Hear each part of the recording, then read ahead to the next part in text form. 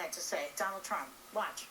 Well, I'd be hitting ISIS so hard, and I was not in favor of Iraq, and I was not in favor of a lot of things, but with ISIS, with the chopping off of the heads, and this is ISIS-related, of course, you've got to hit ISIS so hard, and you've got to take them out and not play tiddlywinks like we're playing right now. I would use maximum interrogation technique. I would use waterboarding, and I would try and expand the laws so we can go beyond waterboarding.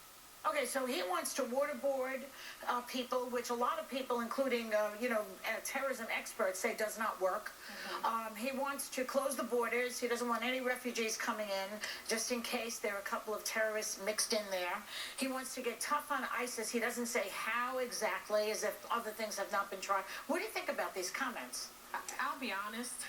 I went to law school because I want justice in our world and peace in our world, and it's sort of my moral compass is always on the side of justice. And I am so tired of seeing this senseless death. I thought Donald Trump sounded really reasonable today. My law enforcement background kicked in. Because we need to be forceful. We can't have these muted responses to terror. What's an example of a muted expression? I think that... Would it be what Hillary said? I think Hillary Clinton came out with what seemed to be a very muted response. And let me also say this about Donald Trump. We trash him often here. Bottom line is, in January, and you've been saying that, I've been saying that. In January of this year, he said Brussels was a hellhole. And this is an interview with Maria Bartiromo on, I believe, CNBC. I could be wrong about that.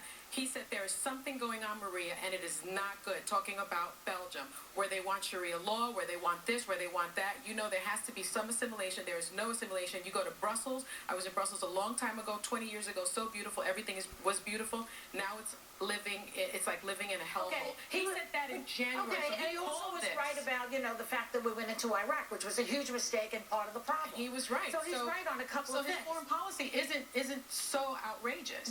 We were talking about this in the makeup room. Did we ever think that Donald Trump would be the voice of reason? I think his reputation and the fear that so many people have of him is that he's got the nuclear code. He's got his finger on the button. Yeah. But yesterday he came out with NATO and said, let's not be an interventionalist country. Let's not go where we can't fight these battles. Let's actually fix the problems here at home. Today he says this. We don't need to send troops over there.